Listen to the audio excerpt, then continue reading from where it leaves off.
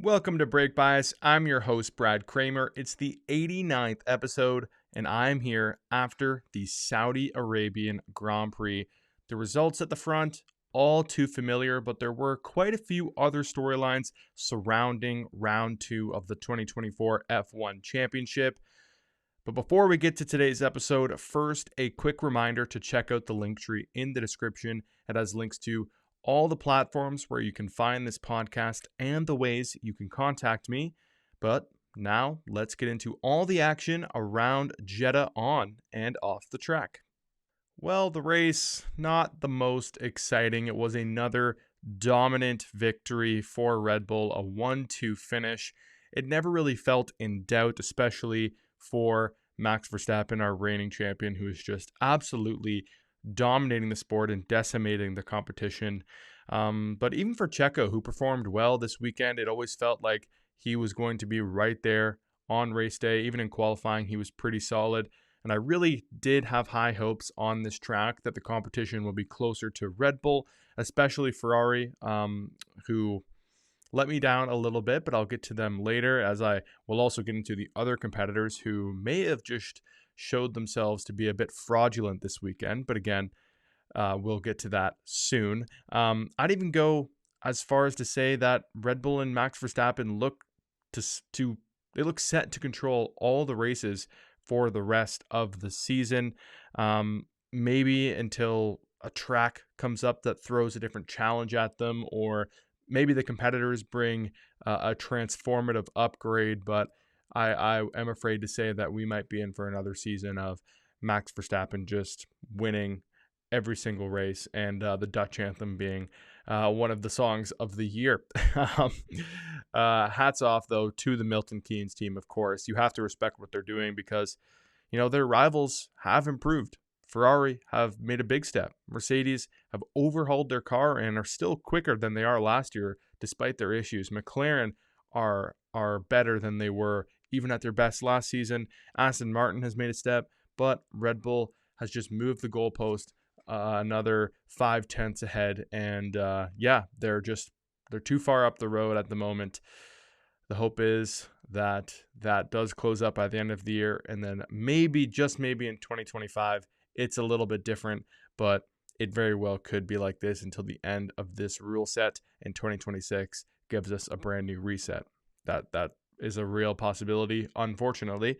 But I also want to applaud Checo because, getting third in quali after Leclerc, who we all know is one of the quickest over one lap in a Ferrari that is performing decently well. And then Checo comprehensively beat Leclerc in the race, was pretty close to Max. I would say that's pretty much the perfect performance from Checo. That's exactly what Red Bull is hoping for him to do.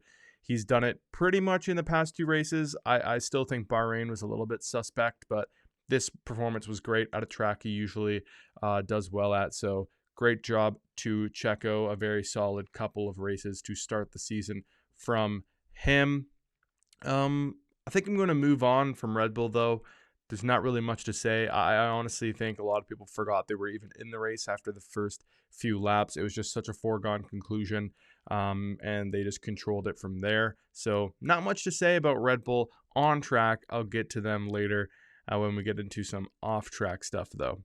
Ferrari, easily the story of the weekend is, of course, Carlos Sainz. He misses media day, roughs it through Thursday practice, but then the word is out that he has appendicitis. He has to get surgery. So the Italian team calls up Ollie Bearman, the F2 driver who was on pole position for his F2 race.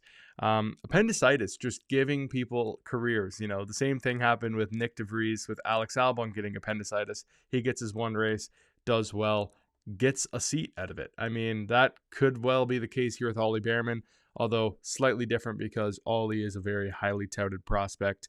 But a quick update on Sainz before I get into all the Ollie Bearman stuff. He's doing well. He actually watched the race from the garage, and after his surgery as well, that was obviously successful. He posted on Instagram, Sainz to appendicitis 0. And he, of course, recreated the photo of his father and his grandpa when his his father had the surgery himself. So it was a really cool Instagram post there. Yeah, so he watched the race from the garage. He looks set to race in Melbourne. I would expect him back in a couple weeks' time. But yeah, if you're not an F2 watcher, you may not have known who Ollie Bearman is. Last year was his first year in F2. He showed a lot of promise. I still think one of the moments of the year in F2, and I'm not the biggest F2 guy. I kind of watch it from afar. I'm not following it massively, but I still think one of the moments had to be when Ollie Bearman put it on pole in Azerbaijan with a broken steering wheel, or a bent steering wheel, I guess I should say. It was a super impressive performance. Ollie wasn't the most consistent driver last year, but he showed plenty of performance. He was in FP1s for Haas a couple times as well, and he really impressed Io Komatsu more than anyone. So it's interesting to know that Io is now the team principal. He, of course, is very pleased with Ollie and thinks a lot of him. Ollie Bearman is going to be in quite a few FP1s this year for Haas. I would fully expect him to be in a Haas seat next year. I was in my predictions at the beginning, and this performance sets him up brilliantly for an opportunity at Haas. But let's talk about this weekend for Ollie Bearman. On practice, I think he looked a little shaky, but they got him out there and he just did as many laps as he possibly could. And it was only one FP3, of course. He didn't get multiple sessions. And then he gets into quali, pretty scrappy. And in a Ferrari, you would say, and Ollie said himself, that the goal should be Q3 for him. If he ends up 9th or 10th, whatever, they'll take that. But Q3 should have been the goal. He fell just short, less than 0.04 of a second to Hamilton in Q2. So he ended up 11th, which ultimately at a track like Jeddah is still a pretty great job. The field is pretty tight. He's up against the best in the world, and he still put it P11 in a Ferrari that is pretty good in qualifying and I guess overall, but still, P11, nothing to be ashamed of. He was a little bit down that he didn't make it into Q3, but I think the world was still pretty impressed with what he was able to do at such a difficult track. And then on race day, that was when he truly shined or shone. I always forget which one it is, but that's where he really showed what he's made of. He had early moments where he was stuck behind slower cars. I think it took him a little bit too long to pass. I think it was Nico Hülkenberg. But at the end of the race, he's on the old hards. He has Lando and Lewis chasing him down because they were on opposite strategies due to the early safety car. And Ollie was doing sensational. I mean, he was not losing that much time at all to those two who were on quicker tires. So P7, great job from Ollie. And a great job from his teammate as well. I think Leclerc was quietly actually pretty great this weekend. In qualifying, he's always there, and he was just shy of the full potential, I think, that Red Bull was able to do. Like, Leclerc was kind of dejected afterwards because I think he knew that he had a perfect qualifying and got the most out of the car, and they still weren't really quite close. So disappointing. The race pace was good, but still pretty far off of the Red Bull. So it's hard to say how well he performed when he doesn't have a proper benchmark. Like, we know Sainz is pretty close to what Carlos can do, what Charles can do. So when there's no real benchmark, it is hard, but it felt like Leclerc really did have a pretty great weekend. He kept it together and maximized basically the opportunity that they had, and that is finishing behind the Red Bull at this moment. Nobody is going to touch those two cars unless Checo has a bad weekend or gets into his inevitable slump or makes a mistake or something. Max is faultless. He's too fast, and their car is sensational. It's just, Red Bull's firing on all cylinders right now. But you'd have to say Ferrari is definitely the next best team after Red Bull. They have even put some separation, I would argue, between themselves and the fighting pack behind them, being McLaren, Mercedes, and Aston Martin. But Ferrari still does have a ways to go to catch Red Bull. So let's get into the races for the next three, you could say. Mercedes, McLaren, Aston. And this fight was very tight, at least with Fernando Alonso, not so much Lance Stroll. McLaren, despite their horrendous straight line speed, was still probably the best of these three. Then I'd say Mercedes, even though Fernando Alonso finished ahead of both Russell and Hamilton. I would say that Alonso outdrove the car and just had a great weekend, qualified ahead, and that's kind of what earned him the position. I would still put Mercedes ahead of Aston Martin, though. So with that being said, let's start with McLaren then. Let's break down their race. I would say, based off of expectations, it was still a bit of a disappointment. Their DRS is extremely ineffective. They were held back by drag, no pun intended. And yeah, when Perez overtook Norris, it was a 40 kph difference. That is massive. And then when Piastri was trying to overtake Hamilton with a massive, I shouldn't say massive, with a tire offset that was definitely quicker, the performance on the straights just wasn't there. It was there on the high speed, although I would argue that McLaren's high speed performance, although of course it is great, carried over from last year, it's actually not as good as you may think, because pretty much any car except for the Haas was better than the Mercedes through the high speed section. So it made the McLaren look really good because Lando Norris just absolutely darted away from Lewis Hamilton in Sector 1 every single time, and it looked like the McLaren was just brilliant in that section because of how bad the Mercedes was. So really, it was just the shocking performance from Mercedes that flattered the McLaren in the high speed. Really, overall, the McLaren wasn't special anywhere, and they were just really slow on the straights. They were good in all the corners, just good. Not great is basically what I'm saying. And although that is the perfect segue to talk about the Mercs, I got to talk about one thing that happened right at the start, and that is the jump start with Lando Norris. I have zero idea how he did not get a penalty. I'm not saying this because I'm a salty Lewis fan, and Lewis was it within 5 seconds of Lando and should have got the one extra place. I don't care about P8 and P9. I just think that was absurd. It was such a clear jump start.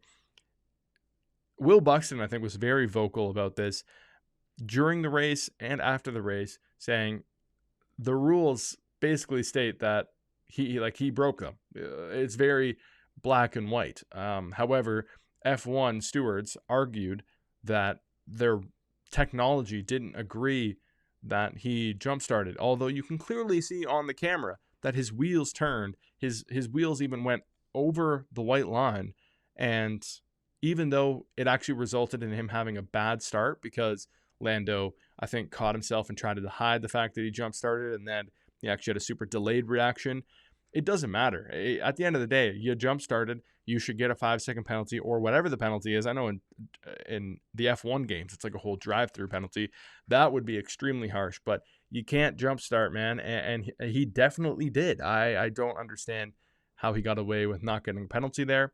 At the end, if it's a 5-second penalty, then you would say that it was probably just one position that he lost. If it was more, who knows what could have happened. So probably at the end of the day, still one position regardless, just because of how much further ahead they were than the P10 finisher, who was Nico Hülkenberg. But yeah, that was just shocking, and I still don't understand the explanation from the stewards at all. Now, Mercedes. Oh boy. George, P6, Lewis, P9. I guess I didn't quite say where the McLaren's finished, but I'll get to that at the end. I always read out the top 10 results anyway. Going into the weekend, James Allison in Mercedes' little race debrief or whatever thing they do on YouTube was talking about they might have a reliability issue. It didn't really manifest itself at the track, but you could see the Mercedes equipped with some new louvres on the bodywork for some extra cooling. So it seemed like their power unit was fine. However, I wouldn't say their performance was fine. They were experimenting all throughout the 3 practice sessions, doing different stuff. Lewis, you could see him bumping around and sliding all the time through the corners. Russell looked way more hooked up this weekend. Lewis looked like he was really, really struggling with the rear, which was something that apparently was fixed. But that's the thing with Mercedes. The past 3 years, and you know what? I'll give credit to Shaq for calling out my BS, I guess, last week, because I was saying everything looks finally lined up for Mercedes from the simulator to the track. They've sorted out one of their biggest problems again. And you know what? he called me out because I sounded like a broken record, and that was 100% valid. I was a broken record because it's the third time in a row it's taken me 2 races to completely lose faith in this team. Their high-speed performance, as I said earlier, was completely shocking. I think they were on par with a couple of the lower midfield teams through the high-speed sector, but like legitimately, the only team worse than Mercedes was Haas. One team was worse than Mercedes, and it was Haas. On the straight line speed, they were actually decent. Low speed, they're one of the best on the grid. So there are certain things that obviously the car does well because they're not last. They have great drivers too that are always going to get the maximum out of the car, and that is of course a huge reason why they finished second last year and will probably still continue to do well this year despite their car issues. But man, oh man, to hear that the simulator says their high speed performance is good and then they get to the track and it doesn't work out is so concerning. They have to sort that out. It's how are you going to develop when what's showing in the data is not translating to the track? There is something there that they do not understand. It's been 3 years, so it's not going to be an easy thing to find. So I'm sorry, Mercedes fans out there. I'm extremely worried about this year and next year. I know if you're a Lewis Hamilton fan and you're going to be moving on from this team, then maybe you're not so concerned about the future. However, if you're just Mercedes through and through, maybe you're a huge George Russell fan, it's not looking good. I don't have any faith in this team, even beyond 2025. They might make a great engine in 2026, but if they can't work off of their simulator tools, then they're just not going to be able to develop and design cars like the other top teams are. It's just not going to happen. So yeah, they should put all of their chips into sorting out that issue, in my opinion, because that has to be one of the biggest and most important things to have right. It's honestly quite shocking that they're still dealing with this issue. And then of course bouncing comes back, and it's not the same type of porpoising, but it's obviously not a great ride in that car. It just kind of seems like all the stuff they were talking about in Bahrain, which typically they're pretty pessimistic about their own performance. To see them so optimistic, it felt different, but then one race later and everything just seems to have gone to shit. So I don't know. I'm completely frustrated with Mercedes at the moment. And yeah, I think we're not going to see a step from them until the European tracks. So yeah, I expect Australia to go bad. I expect China and Japan not to go well. And I expect Miami to be a struggle. All of those tracks, it's going to be a difficult one for Mercedes. Perhaps by Imola, they can sort out something. That's the hope. And with low speed performance, maybe Monaco goes well. That's also a possibility. Anyway, enough spouting about my team. We'll get to Aston Martin, and I always kind of feel bad when I talk about Aston because I don't have that much to say usually. Because the story always kind of seems to be the same. Alonso is brilliant. I actually thought he had a shot at pole. He was so good through the first sector. Stroll made Q3 and then crashed. Was also 5/10 off in qualifying, so kind of a very Stroll-esque performance. The joke around the paddock right now, from what I've heard from the race podcast, to give them the credit, is that the bottom 5 teams, because there's such a separation, are basically trying to beat Lance Stroll for the 10th position to get 1 point. And that is pretty much what has happened so far in these first 2 races. Stroll gets the P10 in the first race, barely beats out Joe, and then in the second race he crashes and we get 1 point from one of the bottom 5 teams. So yeah, pretty shocking stuff there from Stroll. I would say Aston Martin is definitely the worst of the top 5 teams, but nowhere near those bottom 5. As I said, a pretty big separation there. But my only question is with Aston Martin is it seemed last year that qualifying, they weren't great. But in the race, they were really good on their tires. They kind of had some Red Bull characteristics. At least that's how it felt at the beginning of last year. And now it kind of seems like this weird trend is forming after 2 races that they can actually qualify right up at the sharp end, especially with Alonso. But then in the race, they're just not there. And that is strange because Alonso's strength is definitely race day. I wouldn't say he's a great qualifier ever in his career. And then especially at 42 years of age, it does seem like with age, qualifying pace is typically what seems to go the most. However, race pace continues just because you have all the experience and you're a bit more cunning out on the track, I would say. But yeah, a weird trend could be forming here if this team is going to continue to qualify well, but then not really compete in the race. But it was impressive for Alonso to be able to hold off George Russell the entire race. But yeah, I guess that's what happens when Russell cannot follow at all through the first sector, and then he's not within DRS range for the rest of the lap. So that's what happens when you have a trash car in one whole part of the track, I guess, when you're Mercedes.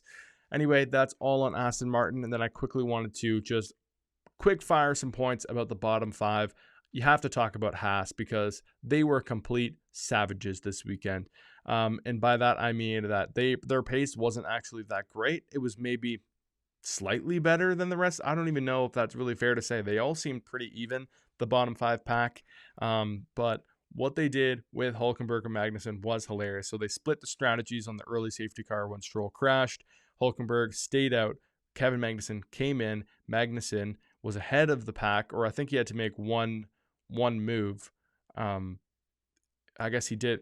Anyway, Magnussen, he got a penalty for squeezing out Alex Albon. He took the position there, 10-second penalty. And then he overtook Tsunoda off the track, got another 10-second penalty. And that, I guess, is what got him at the front of this huge queue of DRS trains. Hülkenberg stayed out, so he was ahead.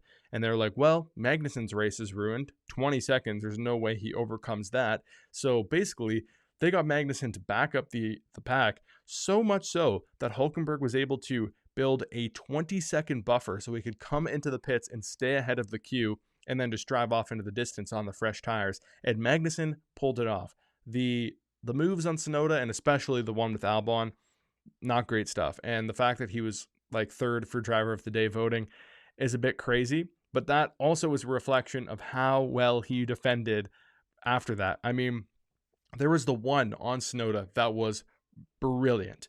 He basically had lost the position and just dove down the outside, made it stick through the corner. That was extremely impressive, and they didn't touch. I think Tsunoda was maybe a little bit too conservative, but still, Magnussen had to do it, and then he kind of brushed him out on the exit of turn 2. Brilliant stuff. And Tsunoda, I think, actually lost an extra position. But that was some spectacular defending from Magnussen, and he earned the team the point at the end of the day, even though it was, earned by Magnussen. The argument, I think, also could be, or maybe not the argument, but Magnussen probably could have got that point himself had he not got the penalty. So Haas is actually looking really good. They're not falling like stones throughout the race. So they're a legitimate contender for the back end of the points, because that's really all those bottom 5 teams can go for. But they look better than RB. They look better than Alpine. And I would say Williams, I think they're better than they've been. They've had some misfortune these first 2 races. Alpine's obviously still in the mud. But yeah, Williams, I think with Albon is definitely going to snipe at the back end of the points sometimes. RB, I don't really know what's going on there. They do seem like they're a little quicker than the likes of Alpine and Williams, but they're not really executing, I guess, especially with Ricciardo.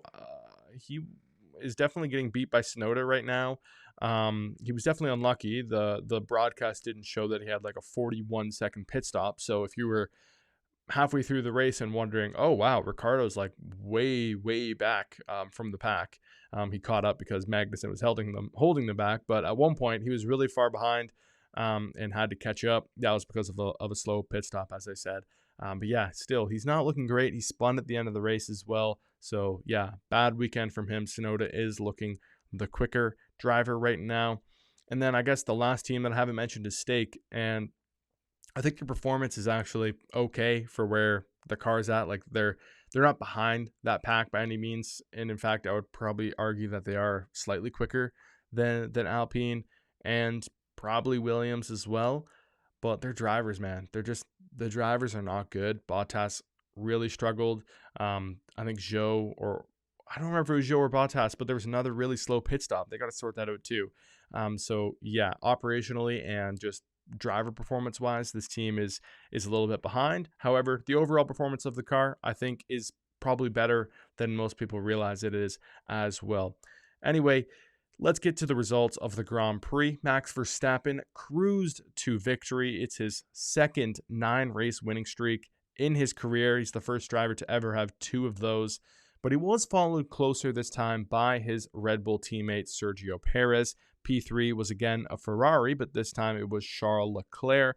P4, Oscar Piastri. A great result, but it didn't really feel like that great of a drive, if I'm honest, just because he was tucked up behind Lewis Hamilton so much. And when he finally got past Lewis, because Lewis came into the pits, he was just so far behind Leclerc, and he had no race really ahead of him or behind him, because Alonso and Russell, who were next, Alonso P5, Russell P6, they just weren't really a part of Piastri's race either. So yeah, as I said, I think Alonso's P5 drive was pretty solid. George Russell did not impress in P6, but the P7 driver certainly did impress. Ollie Bearman, of course. He's got more points in F1 than he does in F2 right now, which is kind of crazy. Prema, his F2 team, really struggled in Bahrain, and then of course he comes alive in Jeddah, and then they take him out of the car and stick him in the Ferrari. So I'm sure he was fine moving to Ferrari, but yeah, he probably would have preferred if it was the other way around and he got out of that tractor he had to drive in Bahrain. But anyway, I digress. Lando ended up P8 after losing out because of that early safety car. Same story for Lewis. They kept both those drivers out so they didn't have to double stack. They were second on the road behind their teammates at the time, so unfortunately they just got the short end of the stick there. Neither one had a great performance or a bad performance, really. I think they were both pretty mid. Lewis did have some great defending on Piastri, but at the end of the day, I don't think it actually hurt or helped his race.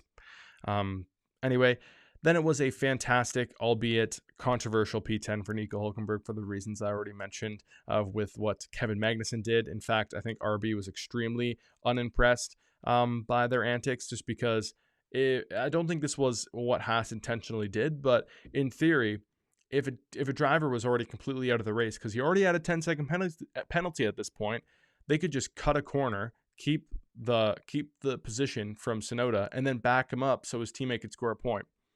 That didn't look intentional in what happened and what Haas was aiming to do, but that could happen in the future, so RB not happy about it at all. But yeah, Haas gets on the board early. They always seem to do that, which is another strange kind of trait about this team. But anyway, Haas is in 6th. So let's get into the standings. Drivers first, though. Verstappen, P1, of course, 51 points, almost the max, just missing that one fastest lap from Saudi Arabia. Perez, back-to-back P2, so he's on 36 points. And then Leclerc is P3 with 28. He grabbed the fastest lap. George Russell, P4 right now, 10 points behind Leclerc already, 18 points there. And then it's a little tight pack here. Piastri on 16 with great results in Saudi. And then Sainz on 15, still just as one podium. So he could be way further ahead, but unfortunately he had appendicitis. Still ahead of Alonso and Norris. They are tied on 12 points. And then further back, it's Lewis Hamilton, who's really struggled to open the year. He is only 2 points ahead of Ollie Bearman, who is kind of hilariously in that top 10 right now, because behind Bearman, it's just a tie. Nico Hülkenberg and Lance Stroll are 11th and 10th.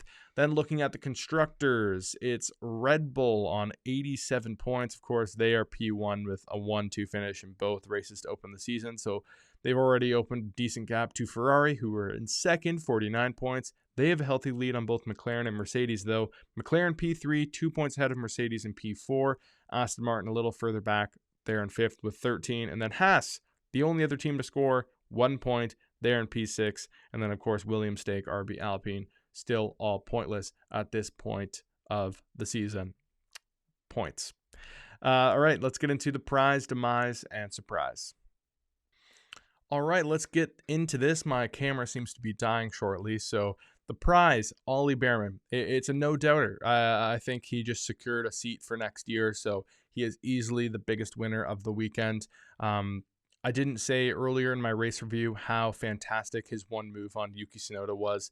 It was a bit of a dummy where he kind of jinked to the outside and realized Tsunoda was leaving way too much of the inside. So then he switched back, or it's not a switchback. I'm kind of describing this poorly, but then he kind of jinked back to the left, dove down the inside instead. So faked the outside, went down the inside. Brilliant stuff. And even afterwards in the interviews, he was kind of glowing a little bit about that move. He actually had the most overtakes of the entire race as well, probably because he qualified out of position in a Ferrari, but still, great job from him. Aggressive on lap 1. He was fantastic. Didn't put a foot wrong. Now, the demise is Mercedes. I already kind of ranted about them as well. It's just not looking good from here on out. Lewis Hamilton himself says he anticipates challenges for the rest of, or not the rest, but for the few races ahead. George Russell was confused as to why the car sometimes feels great, and then when it matters most, it's just not coming together. Probably because there's something wrong with the data. I can't stress that enough. It has to be so important, because I don't know how, as an engineer, not that I have a ton of engineering experience, I don't know how you could work as an engineer when the data you're looking at is just not accurate to reality. That's your whole foundation, your base point, right? So yeah, they have to fix that. The surprise, I struggled to come up with one. I really wanted to find a good surprise about this race. I could not think of one, so I'll just say how dominant Red Bull was. It honestly was a surprise to me. I know that's crazy to say after what we've been subjected to the last 2.5 years or whatever it's been, but I really thought Ferrari would be stronger here. They weren't quite there. So yeah, for Leclerc to finish 20 seconds behind Max was a surprise to me, actually. So yeah, now before I wrap up, I don't think it would be kind of crazy for me not to mention all this Red Bull drama with Christian Horner that's still going on. Each day passing, especially around race weekends when the paddock's a little busier, there's a new development in this story. And so when I record a podcast only once a week, there's lots to go over still. So yeah, it's been confirmed that the employee who made the allegations against Christian Horner has been suspended, and this has created another shockwave around the paddock, adding to already a crazy amount of speculation about this incident. My thoughts are that either this is some really shady shit going on by Red Bull, or the woman actually did lie. The hard part is it's impossible to know. If there was any evidence that the woman had of any sort of sexual harassment or exploitation from Christian Horner, then getting her suspended is, of course, absolutely egregious. And I feel like a lot of people online immediately take the side of the woman, which I understand. But there is an unfortunate reality of people doing that for attention as well. So it's hard to say, especially when we have no details. Ultimately, Red Bull ruled that Christian Horner didn't do anything wrong. So in theory, if they believe that she was lying, then yeah, it's not someone that you would want employed at the company. But that's a big if, right? It's a really big if. If Red Bull knows for a fact that she was lying and fabricating this story, then yeah, that's pretty serious. And I understand suspending her or letting her go. But I don't believe that that's the case. Just my personal takeaway is that I don't think Red Bull knows for certain, that Christian Horner did nothing wrong. He may not have. I'm not saying Christian Horner is definitely guilty of something. He might be completely innocent in all of this. But I don't think they know for sure that this girl was lying, made it all up, and Christian Horner has done nothing wrong. So to suspend her when you don't know that for sure, that's the problem I think a lot of people have, and that, frankly, I sort of have with the whole situation. So yeah, a bit of a shocking move from Red Bull there, especially PR related. I know to bring up PR in this circumstance is a little bit insensitive, maybe. I don't know. I think that's fair, right? To say that this was also just a bad move for their PR, but I guess this whole company's a PR nightmare right now, to be fair. Yeah, so since that debacle, though, more has come out, as of course it has, right? There's also been rumblings about Max Verstappen moving away from Red Bull after the comments that Max's dad Jos made last week. I talked about this with Shaq. He kind of shot it down, said, said Max is obviously going to stay in the fastest car for the time being. And I would be shocked to see him move as well. But, a lot of this speculation is tied to what some are describing as a bit of a civil war within the larger Red Bull company. It's owned 51% by a Thai group, 49% by an Austrian group. Helmut Marko is a senior advisor for Red Bull, the company. He doesn't actually work for Red Bull Racing. He is tied to, or aligned, I should say, with the Austrian side of Red Bull. And Verstappen's allegiance is to Marko, so they're kind of all on that side of Red Bull. But the Thai group, I should say, is really backing Christian Horner. They have been defending him from the start, and apparently the Austrian side not so keen to keep Christian Horner on. I should say though, full credit to the journalists who are actually doing this work in the paddock and around the paddock. The Race, Autosport, Telegraph, Amos, among others. I'm talking about information that these brilliant, reliable sources have uncovered through their hard work. So full credit to them. I'm not trying to copy what they're saying. I'm simply just trying to give you guys the facts so I can give my thoughts on it.